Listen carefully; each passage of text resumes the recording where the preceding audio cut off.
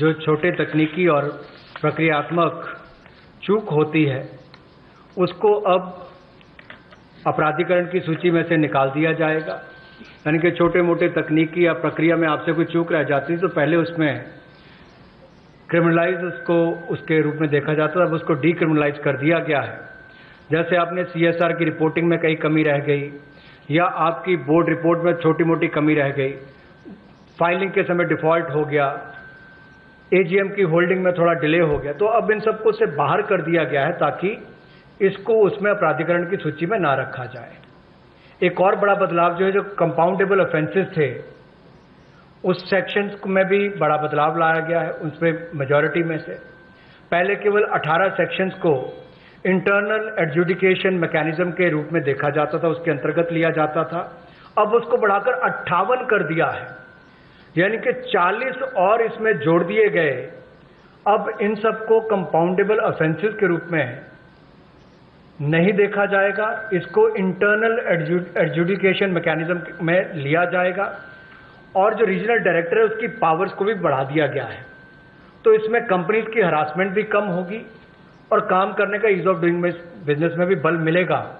और जो हमारे न्यायालयों पर और NCLT पर दबाव रहता था केसेस का, अब कम केसेस उनमें जाएंगे और उसको भी लाभ मिलेगा। जो 7 कंपाउंडेबल ऑफेंसेस हैं उनको पूरी तरह से ड्रॉप कर दिया गया है और 5 को अल्टरनेटिव फ्रेमवर्क के रूप में लिया जाएगा। The next one also relates to the corporate affairs. In order to make it easier for companies, there are several features, but I'll highlight only 2 of them. The rest will be shared to you.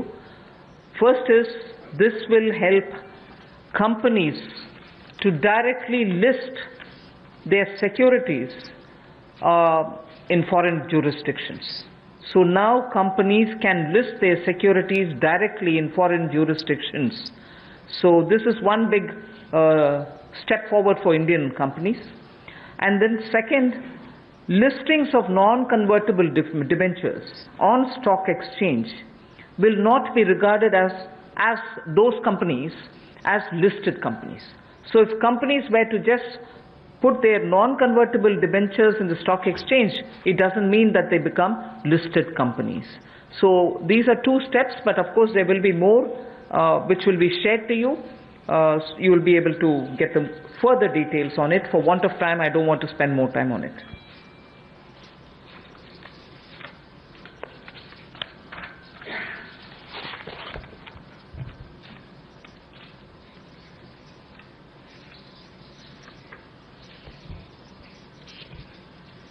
निजी कंपनियों को जो non convertible debentures को stock exchange पर रखती हैं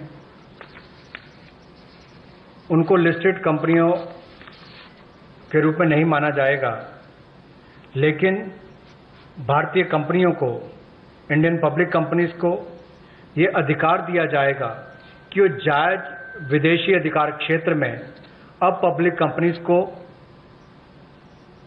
directly list करवा सकती हैं, सिक्योरिटीज को डायरेक्टली लिस्ट करवा सकती हैं, उसकी अनुमति उनको दी जाएगी।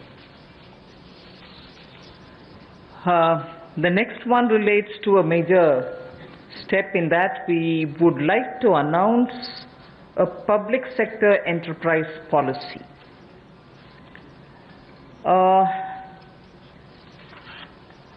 An Atmanirbhar Bharat needs a coherent policy.